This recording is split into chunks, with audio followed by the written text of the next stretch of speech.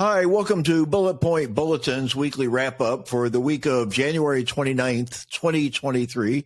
I'm Bruce Burke. I am here with my good friend and co-host Ted Huff of Fintech Confidential. Just wanted to say quickly, we have some great introductory rates for sponsors with our both short and long form content. And now I'm going to send it over to Ted, and he's going to say what we're talking about today. Hey, Bruce.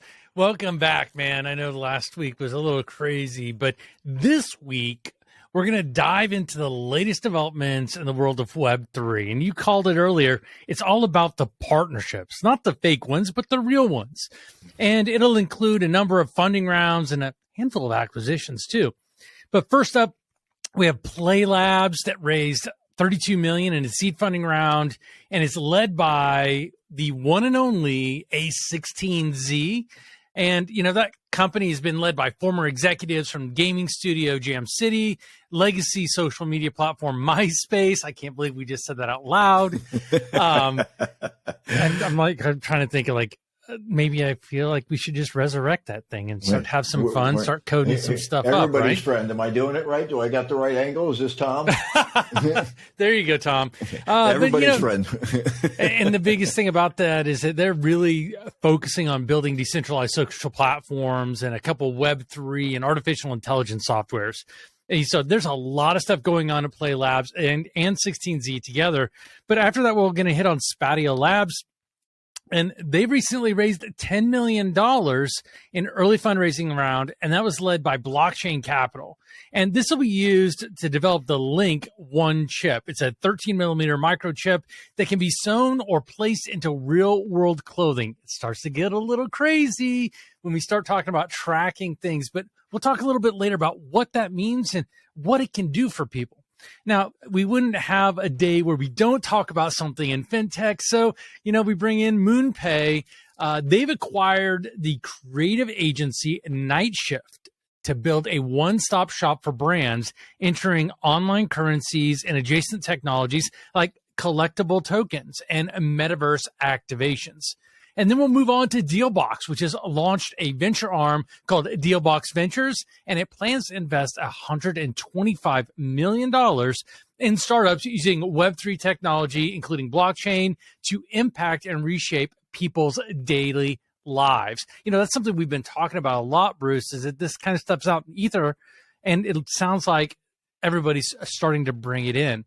Now, you cannot go without saying that, you know, we got to have some fun. So we're going to be talking about leading Web3 brand Doodles announces plans to acquire the award-winning animation studio Golden Wolf, which, if you don't know, Golden Wolf is the animation studio that Walt Disney Corporation, however you want to say it, has partnered up with for a handful of very highly sought after cartoons.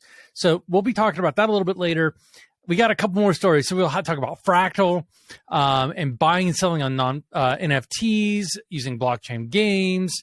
And they're expanding their operations. This is that partnership we were talking about to include the the Polygon, a blockchain, and they're forming partnerships with over 30 blockchain games that are ranked by Polygon. And last but not least, we're going to talk about the craziest thing to hit Web3 so far. And it's going to sound very boring, but Cumulus Data has completed the very first nuclear-powered data center in the U.S., which will be used to mine Bitcoin by TeraWulf. So we've got so much stuff going on here, Bruce. I mean, you've been busy pulling up these stories, and I love the way that you've pulled it all together to have the theme of partnerships and growth. Yeah, it's the nuclear age. It's the atomic age. But, you know, when you're using atoms to generate wealth, are we so far detached from this idyllic future that has been kind of painted, you know, by the crypto guys, right? I mean, are we really that far, disconnected from that at that point? It's just a matter of scaling it. right? Oh, definitely. And that it's adoption, scaling, education, all that sort of thing. But moreover, what I think I'm seeing is there's a lot of different components to Web3.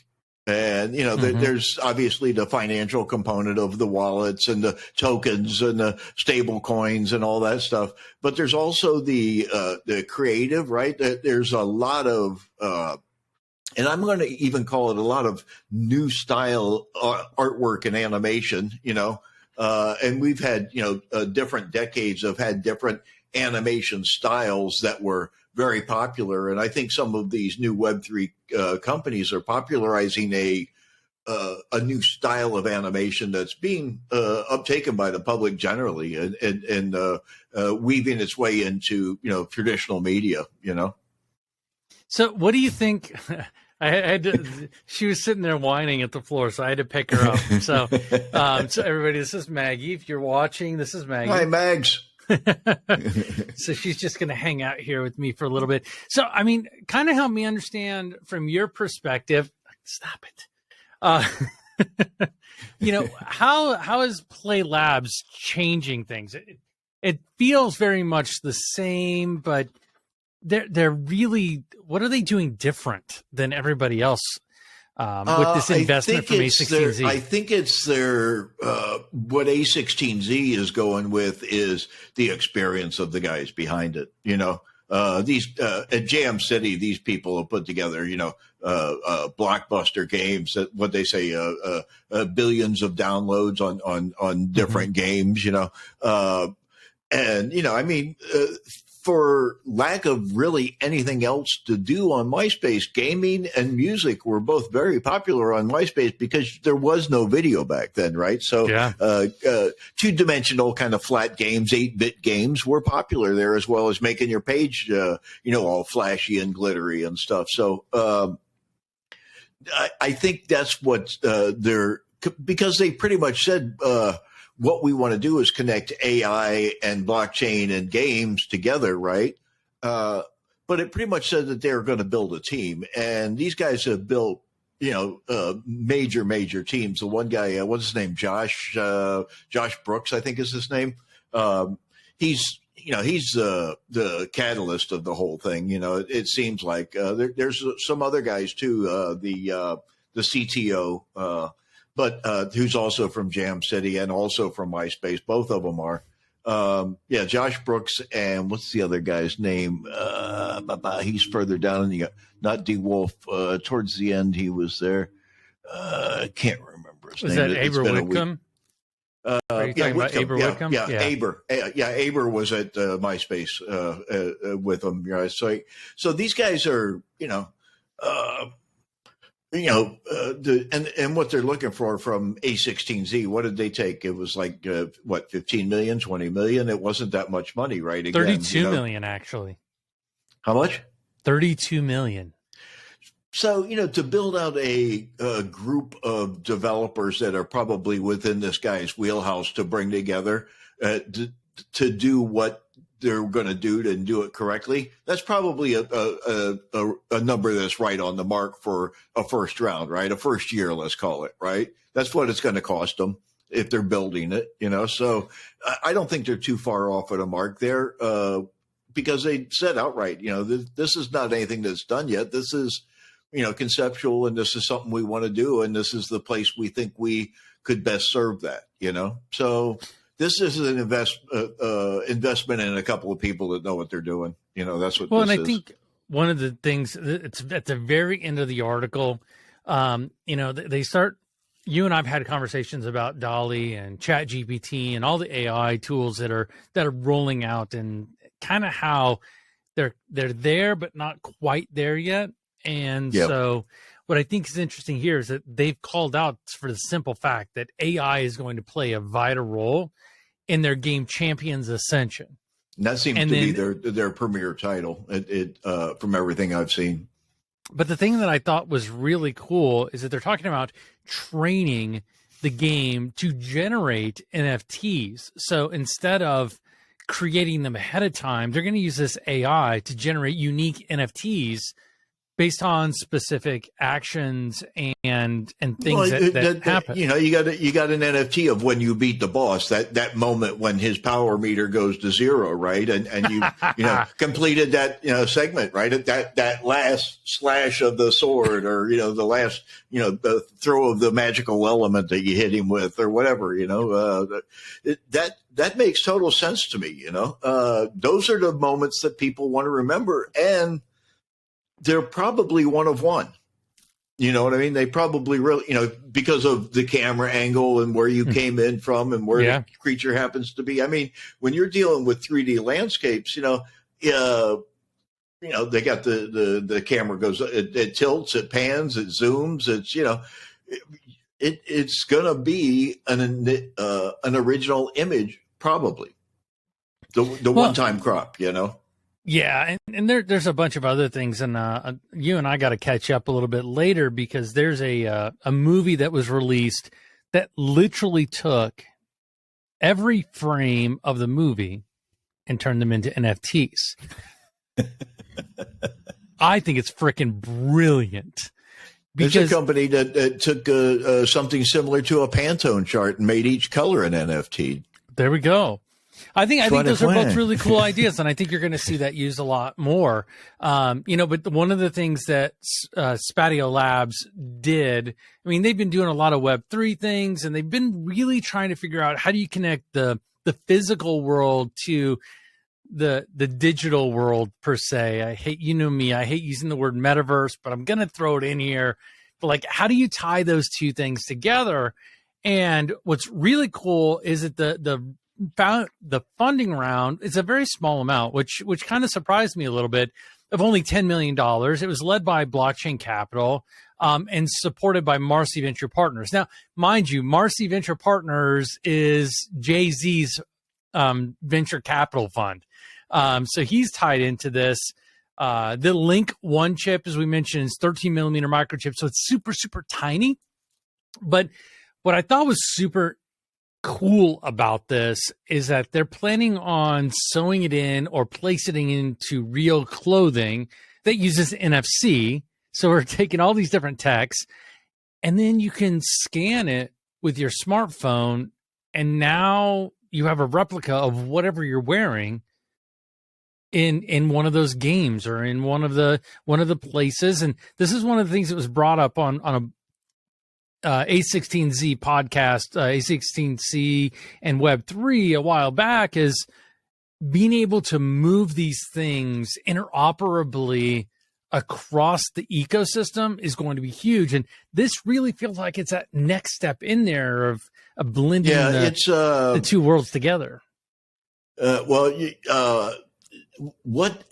he's doing that's different is, there's a lot of technology in it, but it's a lot of technology that kind of like already exists on the shelf. It's just the way they're putting it together, right? It's an NFC tag, that's what their link chip is, right? Yep.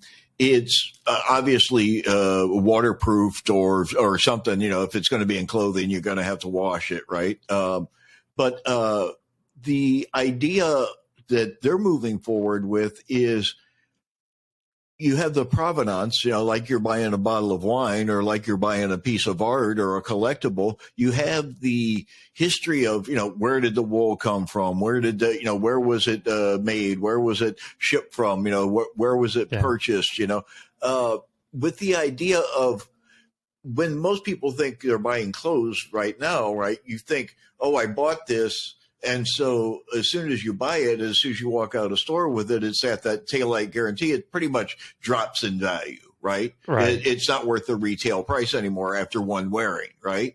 So, but they're going forth with the idea of, you're not buying a liability, you're buying an asset, because now it's, a one of one on a blockchain, right? And it's a asset. And so let's say,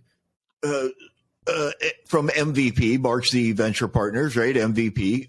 Let's say Jay-Z went out and bought 10,000 of these things, and he wore one a day for the next 10,000 days. But every day after he wore it, he put it up for auction. Yeah. What I'm saying? Or 100 of them, right? And he could prove, and you could say, hey, I'm wearing this today, but Jay-Z was wearing this yesterday. You know what I mean? Yeah. The idea of being able to, and they're even opened a marketplace where they have, you can buy a LNQ chip, right, from him, and launch your own brand under his marketplace. Great idea. Well, I think one of the really cool things about this is that they're hitting it from a bit of a sustainability angle as well. And I have it highlighted here that an idea around this is to really delete the fast fashion. So the shines, the Ali Exchange, all the things where you can get stuff super cheap. And this is really a way to add value to the clothing that you're buying. And so now I think this is great that, this isn't about luxury. This is about just giving more value to the thing outside, like you mentioned, instead of like walking out the door and it may have been a $100 coat, but now you don't want to wear it anymore and you take it to a resale shop and it's worth like $15, right? This here will increase the overarching value behind it. Yeah, I watched in researching the article, I watched a unboxing video that they had of the product, right, and how it was delivered. It was delivered very Apple-like, right, and it's hard, WEAR, right, hardware is what they call it. It's Gen One is the line, I guess, of and this singer that was part of the unboxing experience was remarking about how thick it was, a sweatshirt or something like that, right? A hoodie or a sweatshirt type of a situation, but how thick it was and how luxurious it was and the quality of it and everything else. They're not just selling, some stuff that they, quickly import and throw out the door. It's supposedly, she opened the third one, which they call coral there, the coral color in the unboxing video. It's on their YouTube. They have a YouTube channel with 5 or 6 videos there. If you want to watch that, it's pretty interesting. There's a little bit of everything. There's about the product. There's the interview with the CEO and some other things. Here's this was the unboxing video right here. So it's right here on their website. It's very interesting stuff. I like how they took the P and the A and made it one. But very, very. Listen, 10 million. This guy's came out in 2021 with the idea. He's got 10 million. But he's all over the place. He's everywhere. He's at every event. He's pitching at everything. He's all over the internet. If you Google him, he's on video everywhere, talking to everybody. I think the only person that talks to people more is Sam Bankman-Fried. Oh, I thought we were going to be able to get away with not mentioning that guy for 1 week, but there we go. We got. It's out of the way. It's out of the way. Obligatory SBF mention. But one of the really cool things, you start to look at this, and one of the ways to pay for it, I was just noticing on here, is a cryptocurrency, which moves us into our next little discussion here around MoonPay. They're a cryptocurrency payment provider for brands like Universal and Fox, and they recently acquired the creative agency NightShift, and the company looks to build one-stop shop brands for entering the online currencies and adjacent technologies like the collectible tokens, metaverse activations. They're going to rebrand NightShift. To Other Life. Other Life, right? That was a they're moving over to Other Life, which is kind of like Second Life, if you really want to think about it. But and part of Decentraland, what was it called? Otherworld. And they're part of Decentraland called Otherworld. So Other is, it's not. I think Other it's not a VR world, but it's a mix of our world and like the Google Glass, the augmentation, lay over the top, right? The overlay of the world. That's what I think is what's going to be very popular in all of this. Yeah, I think one of the other things that you start to get in here and look at this, they've done a number of things, like just kind of give you an idea. Some places that they've already integrated to is Adobe. They're already into Shopify. Their Arsenal Football Club. and they're really looking to help other brands execute on the same strategies that they have for those folks as well. And the new ownership-based iteration that we're calling Web3, if you really look at it, Web3 is really allowing us to really own the pieces and parts versus having one person that owns it. This is a way to start making it a little bit more accessible when you start bringing it into all these different areas. At least that's how I look at it.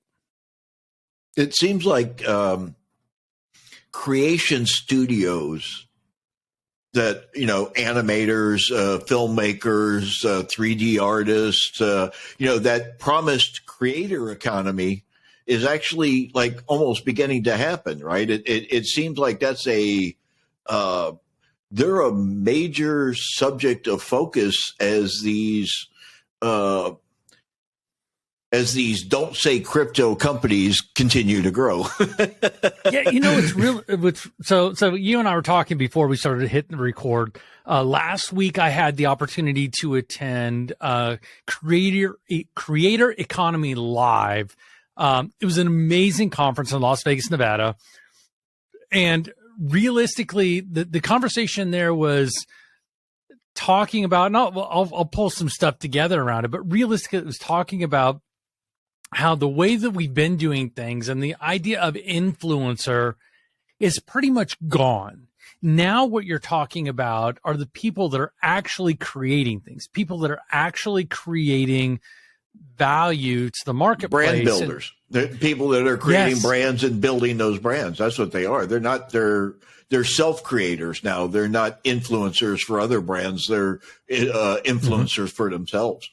Well, and that's one of the things that was brought up on one of the panels that I was so like, I was, me, I like to record stuff. I like to take lots of notes. And this is one of those panels where I was just sitting there listening and trying to soak it all in because I felt like if I tried to record it or I tried to write it down, I was going to miss something. And one of the really cool things that was brought up is your traditional brands that don't have a personality behind it.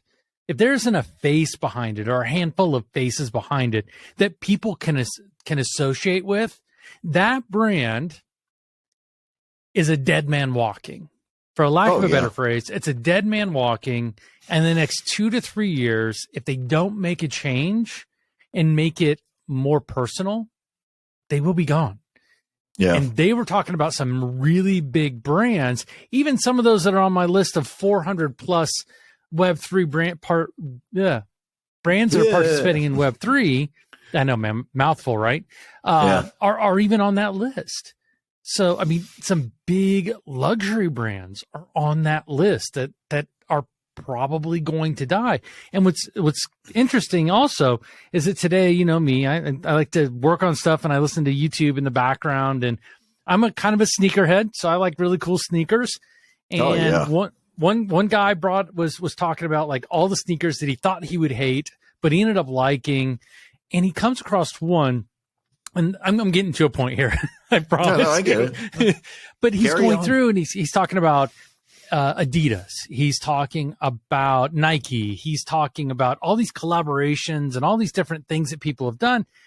And his favorite pair of shoes, he said, I didn't like them because they were kind of boring looking and blah, blah, blah, blah, and whatever.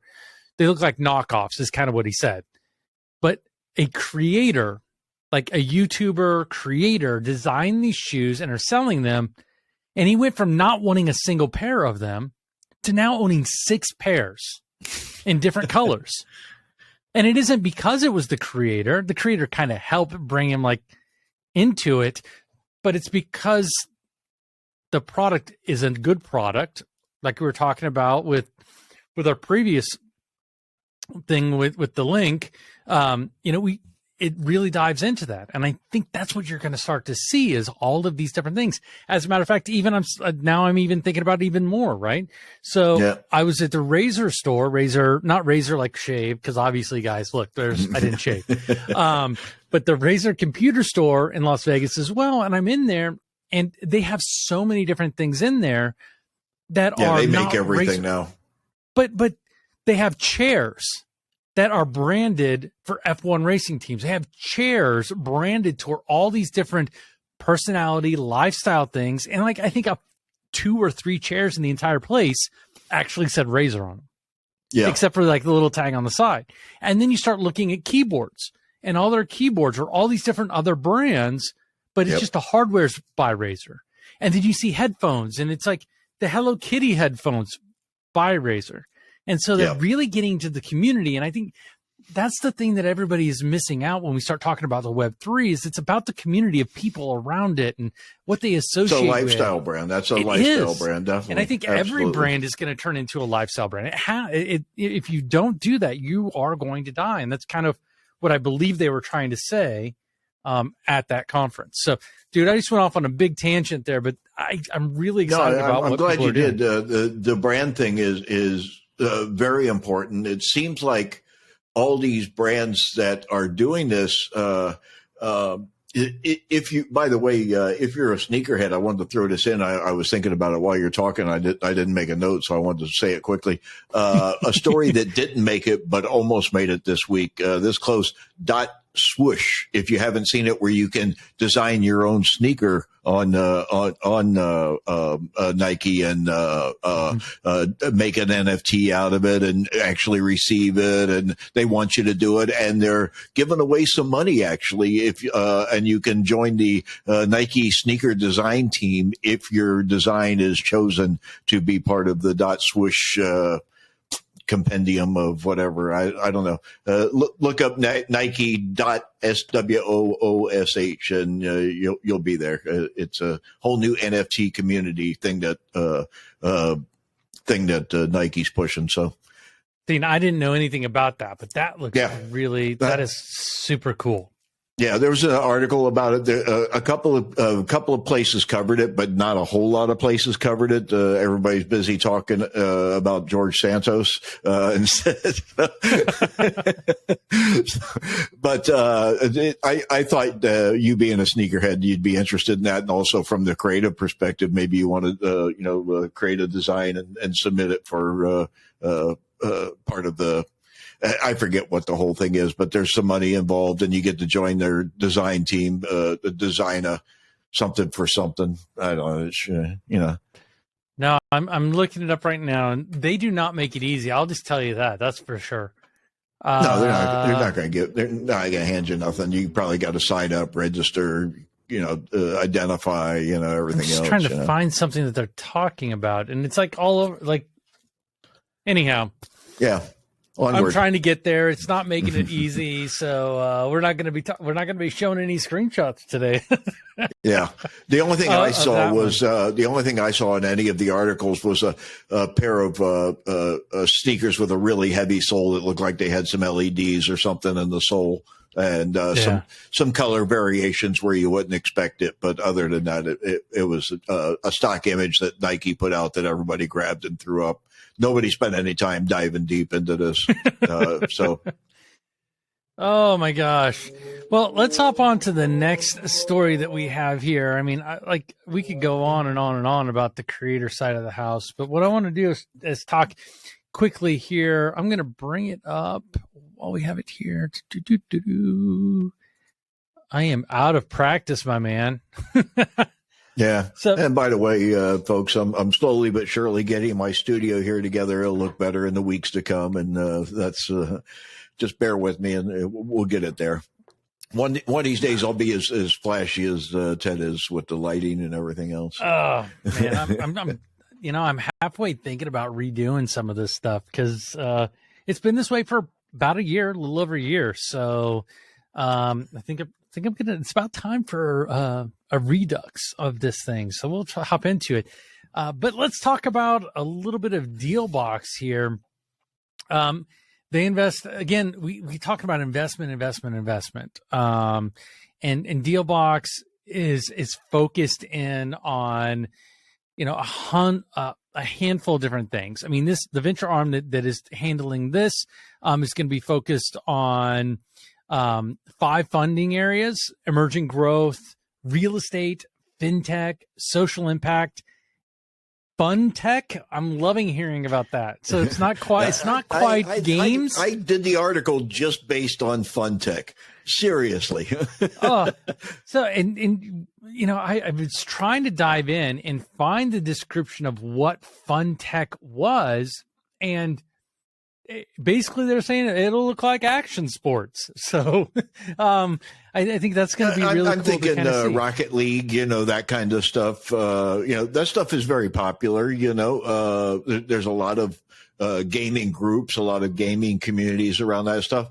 And I'm going to call it lo-fi gaming, right? Like the Atari stuff, like the older Nintendo the old stuff, gridiron. Yeah, the old 8-bit and 16-bit stuff. Yeah. They're re-releasing GoldenEye 007, which was the first N64 game I ever played that had 360, right? You could look at all directions, right? It was not a 2D game, and I played that on the N64 that Christmas. It was, long time ago. 1996, 1997, something like that. But all that you got to think of the NFT CryptoPunks with their 8-bit look, right? There's a lot of that lo-fi design schema going on. We were talking about the flat design a few weeks ago, right? A lot of that is that lo-fi look, right? And that 8-bit look, So I think that's part of like what that that Web3 thing has kind of brought and is now being adopted by mass consumerism, right? That's kind of like what I was talking about earlier, Yeah. So, talking about Fintech, one of the things that I always enjoy is just sitting down and just kind of watching some mind-numbing cartoons. So Rick and Morty actually fall into that category for me. And so, we've got, or Doodle is and I'm trying to get this all to work here. Yeah, there we go. Doodle's acquiring Golden Wolf. Here's some fun press release. If you want the boring version of what everything looks like, here we go. But I mean, realistically, this is Golden Wolf, and this is what Doodles is acquiring. They've got Adult Swim, they've got Trainline, Supercell. They've done Levi's Minions. They've done so many projects and many just like I want to say short pieces, but that were really impactful, right? Just 1 or 2 minute stuff, but like globally known. You know what I mean? Not a lot of it here that you're seeing, but if you dig into them and you really, I love their follow us on Instagram thing with the Grim Reaper. I think that's pretty cool too. Yeah. But when you got brands like Crown, right? You got Crown doing their stuff with them. You got I love this one. Go love yourself. Stickers. Man, I'm gonna have to go buy some of those. So I'm just gonna hit that button. Some of the more edgy KFC stuff. Those are actually sold out. I think. Yeah, they're sold out.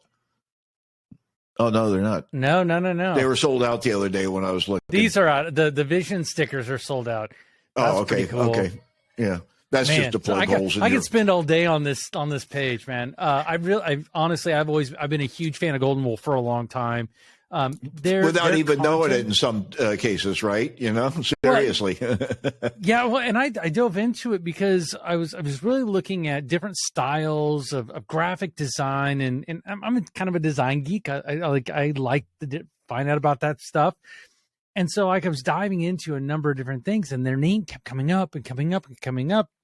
And my kids love a ton of the Adult Swim type. I mean, my kids are in their late teens, early 20s.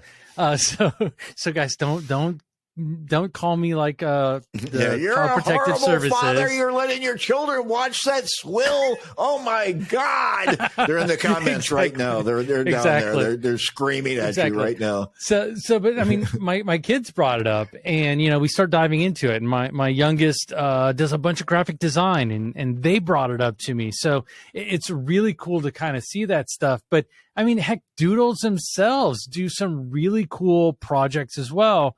Burnt Toast, the guy goes by the guy that created the Doodles. He goes by Burnt Toast. That's his Burnt handle, Toast, yeah. right? That's the thing, Ted. You and I, we're not being successful because we don't have a cool Web3 name. We got to come up with cool Web3 names. I mean, that's just that's the problem, right?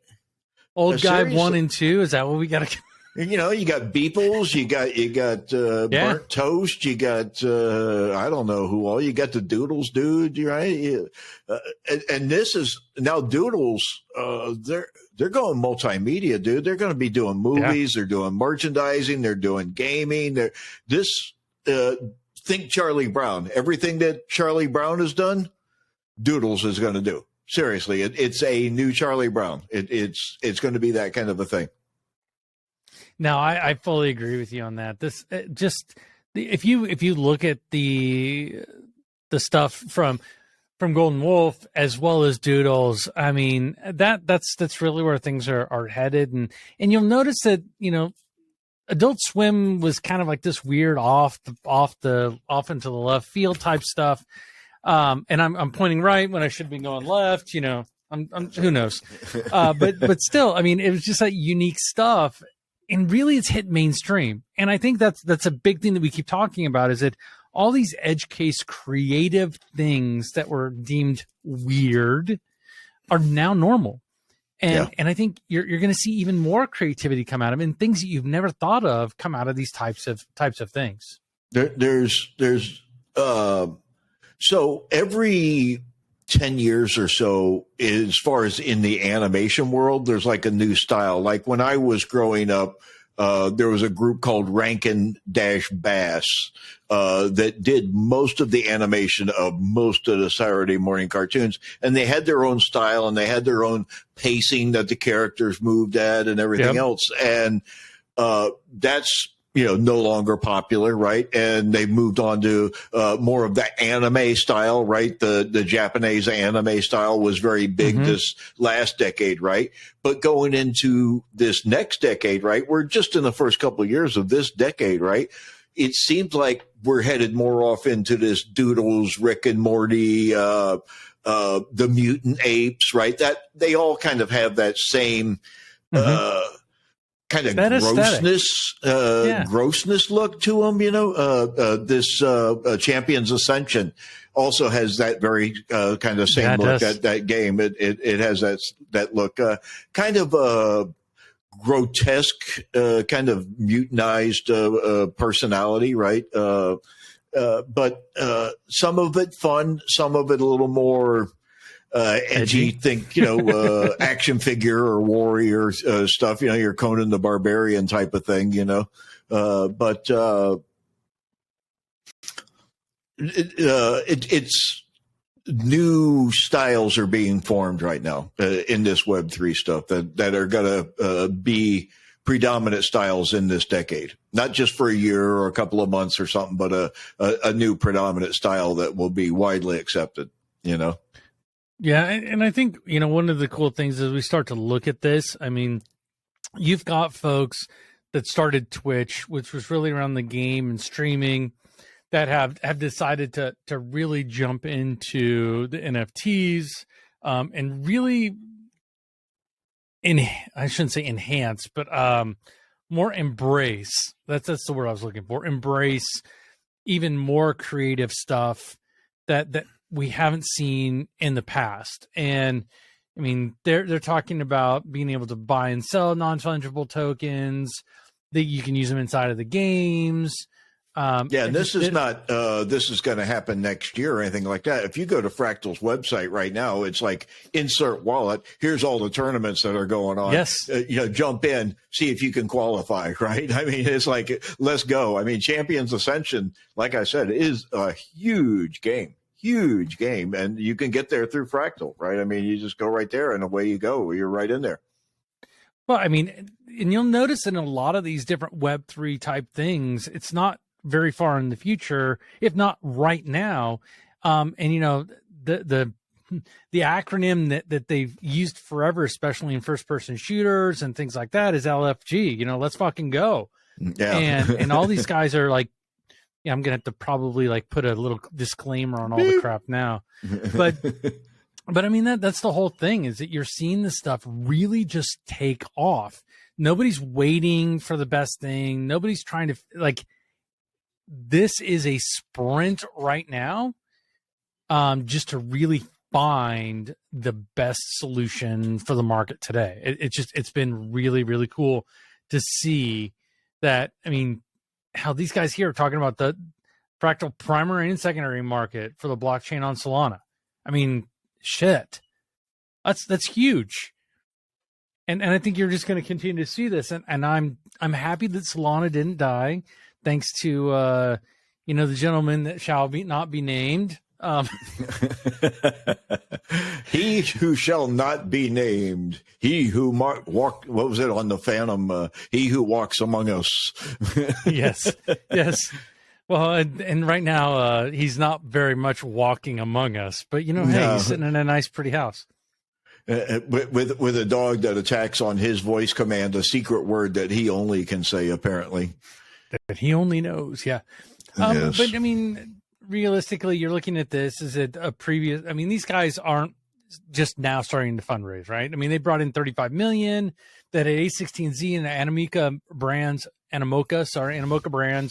in it as well. So, I mean, this stuff is just going to keep getting bigger and now, bigger. So and bigger. What they build is an entire platform, right? I mean, they have every aspect of it you want. They've got login, they've got the tournaments, they got the make your own NFTs on demand, right?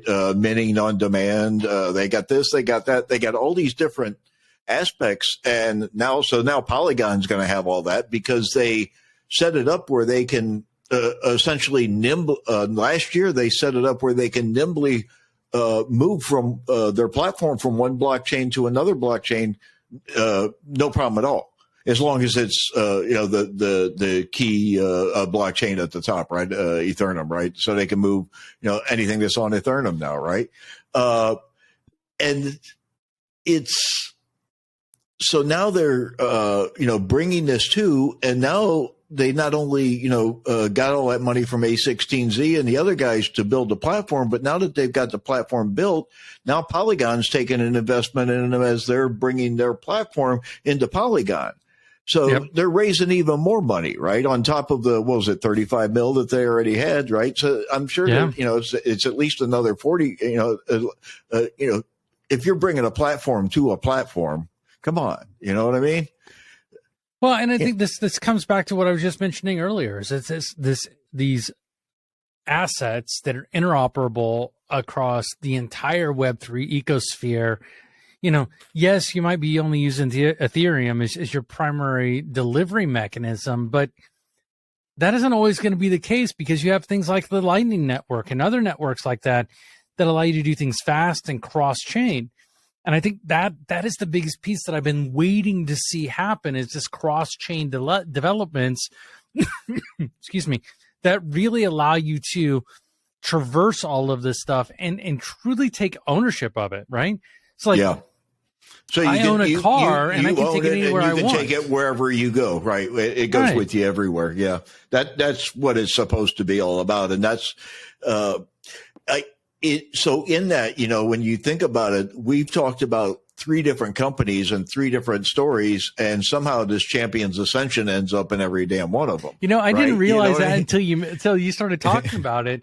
And it really has.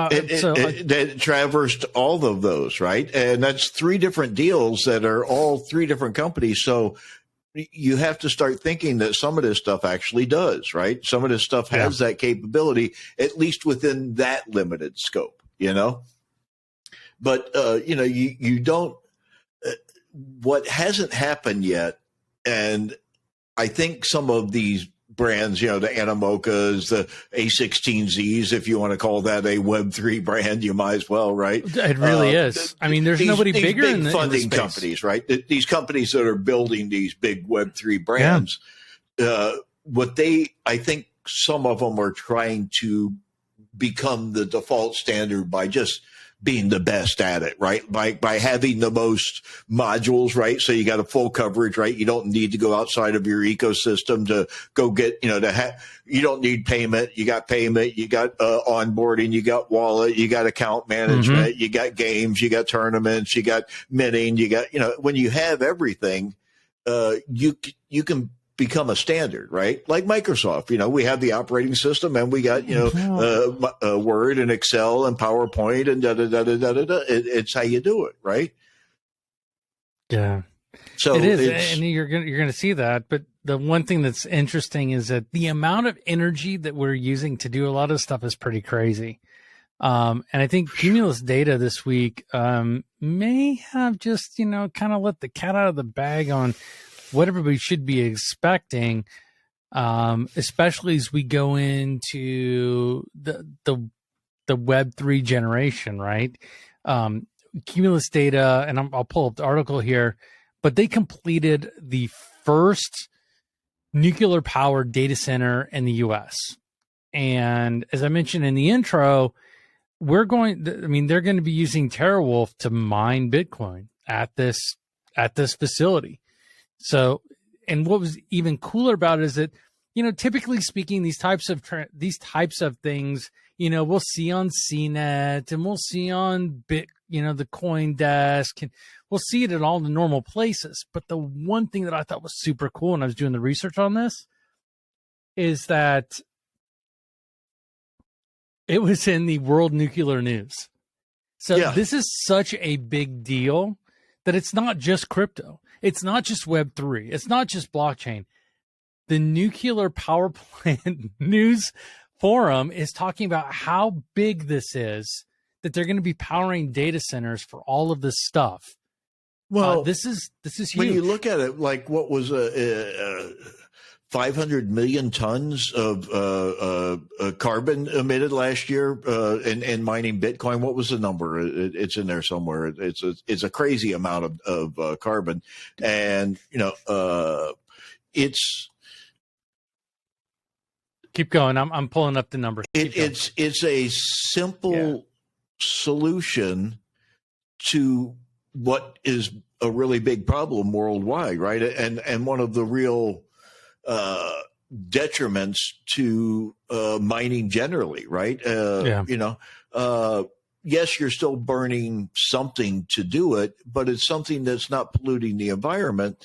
And I thought the most interesting thing was Cumulus Data is not doing this in association with the I forget what the power. I lived in Pennsylvania for a while, but I forget the name of the power company. It's probably Pennsylvania Power, but they're connecting directly to the atomic energy station, right? Yeah, right to the nuclear power plant directly.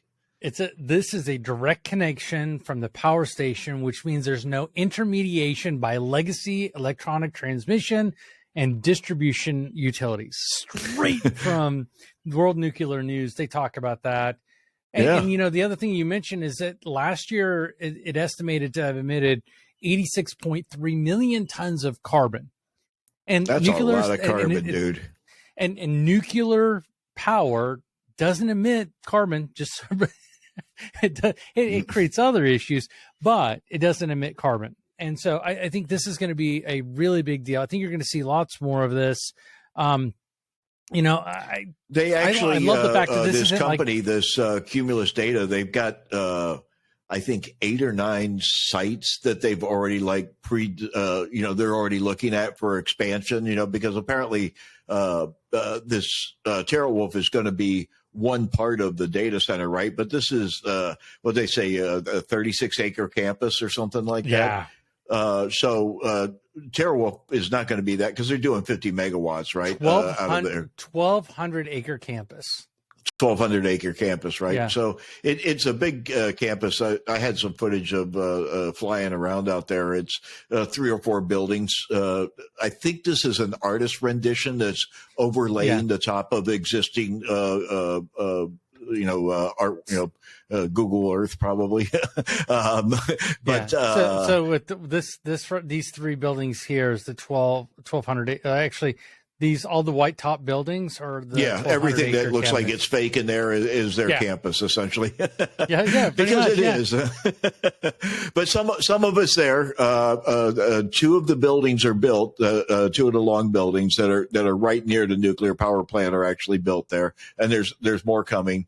And they're already apparently open and doing business, but apparently this TeraWulf is not going to be the biggest part of it. There's a cloud computing company also going in there.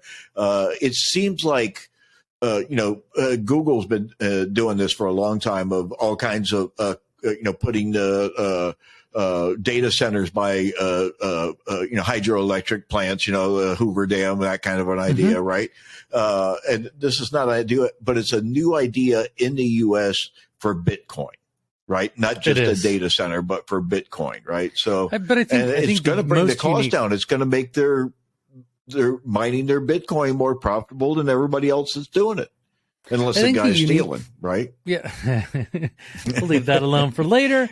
But I mean, I think for me, the big unique piece of this is the fact that it's a direct connection. There's no intermediary. That in itself is super, super unique. Even when you look across the board, that doesn't happen very often. Like, it may happen once in a while, but especially when you start talking about a technology like this. Yeah. I was looking to try and find a Google or a Microsoft or somebody else that has done that intermediary, and I could not find a single confirmation. So if you guys know of an article, just throw it down in the comments, because I couldn't find anybody else that has done this in the technology space. I just haven't seen in that footage, when they're panning across some of the fields, they pan across an area where essentially they built their transformer to accept that incoming nuclear power circuit, right? Which I'm sure is a little bigger than 240, right? And it's one of those things that you see in a neighborhood somewhere, and there's like a couple of boxes, but then there's all these weird, ceramic things and wire things and cooling things, and they're all in a chain link fence that's electrified, and it says, "Don't come near this thing." That's what they have. Their own. They built their own, and it's out there outside of the buildings. Just as if the power company built it, right? So they're going to the same lengths that a power company goes to, and they're having to be a power company as well as a data company, a data center. Oh man, well, I love the articles from this week. It really got us really focused in on how we're moving things forward. There was so much time where we were talking about all the things that were going wrong, and I am super happy to start seeing some of the really cool stuff that's coming out of it, the creative things that are coming out of it, and the ways that we're approaching and solving the problems in new and different ways that we haven't attempted in the past. I mean, everything from nuclear power all the way up to NFC clothing that ties into Web3, and then all the money that's going in to create the fun tech like we talked about. But Bruce, is there anything else you want to talk about that maybe wasn't in any of these articles that just kind of at the top of your head? Moreover than anything else, I saw an article, and I just read a part of it the other day. And it was from somebody that was coming back from an event, a Web3 event, right? And they, obviously everything had just happened with FTX and all the other, downturn from that. But it seemed like what the key element that the writer came away with was nobody's saying crypto right now. Right? They're all talking Web3. They're all talking about, they're not even mentioning the word tokens, right? It's all about Web3. It's about wallets. It's about NFTs. It's about all that stuff. And I think that's a sign of we're changing this, and we're taking the good parts out of all of this, right? Yes. And we're, because in everything, right, having been in many industries, cellophane and everything else, there's good parts and bad parts of every industry, and there's good players and bad players, right? And I think the bad players have kind of exposed themselves, and, the people are more understanding now of what can go wrong, because I think everything that could go wrong probably has gone wrong at this point. So I think the focus being more on blockchain and on Web3 and on NFT and on that stuff is, to me, it's a lot more interesting, a lot more engaging than just the token bros. You know what I mean? And the coins and all that stuff. That stuff to me is more like the stock market, and it's not that interesting. If it's more about collectibles and it's more about uniqueness and rarity and, fun tech and, gaming and animation and culture and, creators, that's more interesting to me than coins and tokens, and exchanges. Well, I agree, because it's less speculative, right? You have more control over. You can participate more. It's less about bits and bytes and numbers and how well do you play the game. It's not really a game. It's more like, I've been the contrarian, right? But with this stuff, this is the stuff that engages me, right? I've been, I'm not going to buy any tokens. I'm not going to, I'm not going to do this. I'm not going to. This stuff almost has sold me. I'm almost ready to dive in on this stuff. You know what I mean? I find this. I think because it's a cross section of two things for me, two things that I really like. One, which is art and cartoon culture kind of stuff, right? All this stuff that we've been talking about. It's always been intriguing to me, pop culture, let's call it, right? And then financial technology, right? Because it's an integral part of it. It's part of Web3. It's just going to be there, right? Regardless of whether it has a token or a coin or whatever, right? It's a part of it, right? But that to me is very engaging. It's what is most engaging to me about it. I went through a phase a while back where I wrote, 15 articles in a row on LinkedIn on NFT, and went and wrote glossaries on NFT so I could learn about it and learn all the terminology and everything. Right. And, then I kind of went away for a while, but I feel like the rug pull days are kind of over, right? I'm sure there's still going to be some, but the rug pull days are kind of coming to an end. The true products and the true success stories are coming into light, and people are understanding what separates a good project from a bad project. And so I think some of the bad guys have been ridden out of town. Not to say that Kevin Rose got hacked the other day and they stole some of his moonbirds. So don't think you know it all and you can just walk around doing whatever you want to do in the space, because they will get you out there. It's a lot more interesting to me from this aspect than the quote unquote stock market aspect of it all. Yeah, I mean, and that's one of the really cool things is, I've got the Telegram group, Fintech Confidential Web3, or I call it Web3 with FTC or Fintech Confidential. And we cover a lot of stuff on there. It's like the one place to go to get all your crypto, blockchain, Web3 news type stuff. And it's become more where I'm pulling in more creative items, and I've been trying to keep it balanced between those three areas, blockchain projects, Web3 creative projects, cryptocurrency.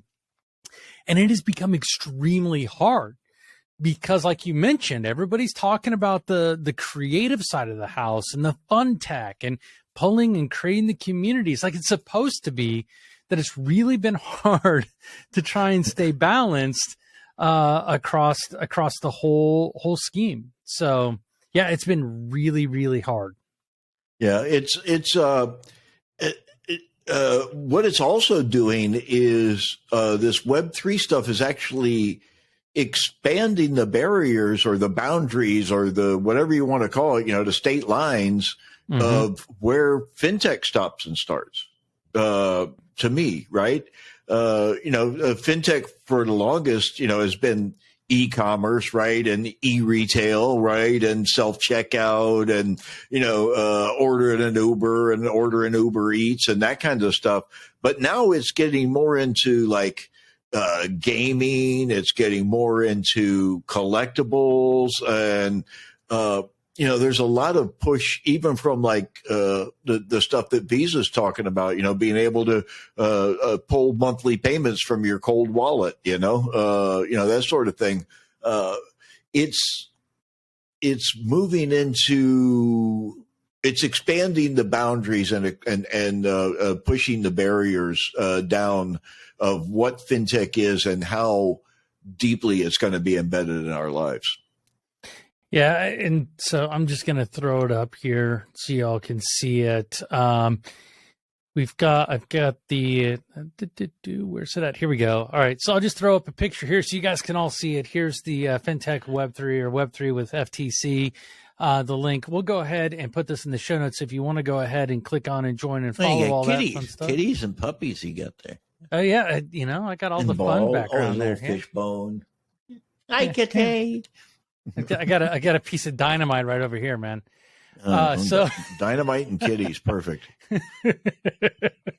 You are a horrible father. Your children are right. Thanks. You are a horrible father. Oh my God. Oh, so blowing up kitties now. Oh my God. No animals were hurt in the making of this episode. That's right. That's right. Except for these two, the one with the beard and the one that just shaved, so he looked like he didn't have a beard. These two animals, they were hurt during the making. Oh my gosh, yeah.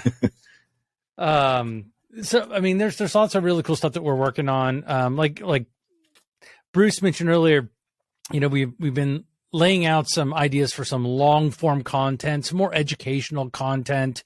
I've been working with a handful of other folks in the industry from the electronic transactions, of which I'm on the blockchain crypto committee there, and a handful of other different committees that we're really working together. I'm bringing some of that stuff over, and Bruce and I will pull some of that stuff together. Are they taking their dues payments via blockchain yet? Are they taking they're crypto? Not. We actually talked about that last week, and it was kind of funny. We have a meeting every 2 weeks, and we kind of talk through like all the things that are going on. But it's been interesting, man. That's the best way to describe it. Looking at the traditional electronic payments folks, just trying to understand what's going on and what does it mean for them and how do they stay relevant. It's been really cool. I mean, like an example in traditional fintech, the point of sale system owned by First Data Corporation called Clover announced that they're going to be accepting cryptocurrency as a form of payment. And then I've got my friend Eric Brown, who has a company called Crypto Bucks that launched the exact same kind of functionality about 2 years ago. They've launched their own wallet this year, or late last year, to tie it all together. There are companies that are doing loyalty, Bitcoin loyalty, which is really cool. So you do traditional fiat purchases, and well, your rewards and loyalty program are fractional pieces of Bitcoin.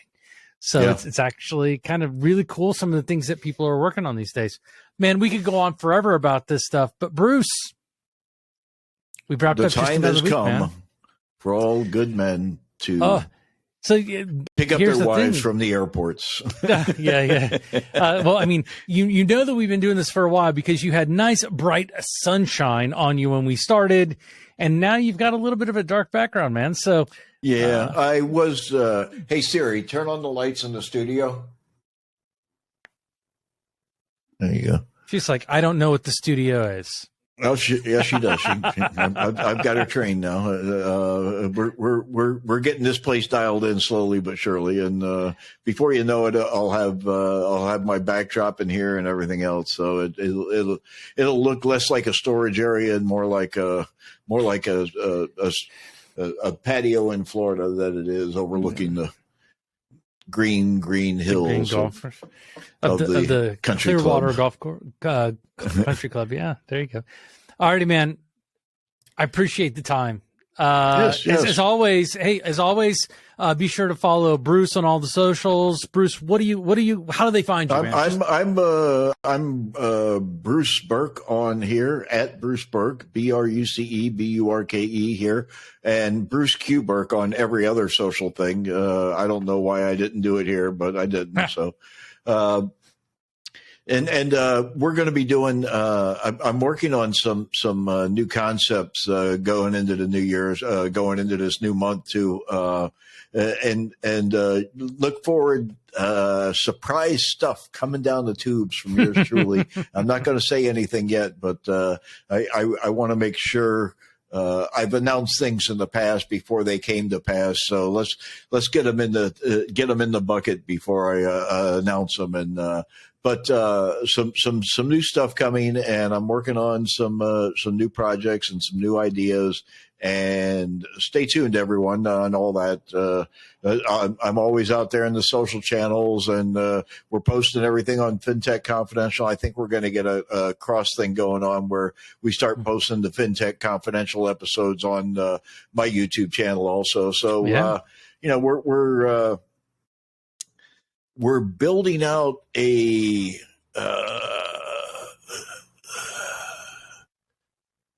media company. We're beating out a media company, and I have some really good ideas, and just stay tuned. There's going to be a lot coming this year. That's it. I don't want to give away much. No worries, man. No, I appreciate that. Yeah, I've got a handful of other projects going on over here too that we'll bring into the media too. As always, we're always looking for sponsors to help with this. Obviously, we can't do it without you. So please hit us up.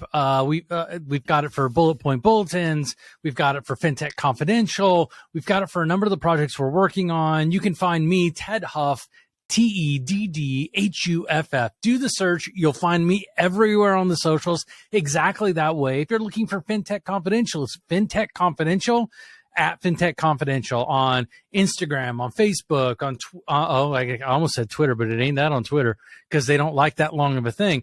But we've got Facebook, Instagram, YouTube, LinkedIn at Fintech Confidential. But Twitter doesn't like that long thing. So we have FT Confidential over there. Had to shorten it some way, but we kind of got there. But definitely we're looking for sponsors and really driving into these fun things. And yeah, we're going to be cross posting all this stuff, and all of our upcoming projects, we're going to be doing the same thing. So yeah, Bruce, you didn't want Fintech Con on Twitter, did you? You didn't want that one, Fintech Con. I thought about that. And then I heard myself say it out loud. So then they kind of killed it really, really quickly. But yeah, we're building out a bunch of stuff here. There's going to be a lot of really cool media things that we've got working. And I've got a couple other side projects that we'll be bringing the conversation in on that too. So as if anybody knows me, I don't stand still very often, and I have a ton of projects that are all going on at once, and I can't wait to share them with you all. Bruce, have a great week, my man. This has been fantastic. Thanks, Ted. Have a great week. All the best.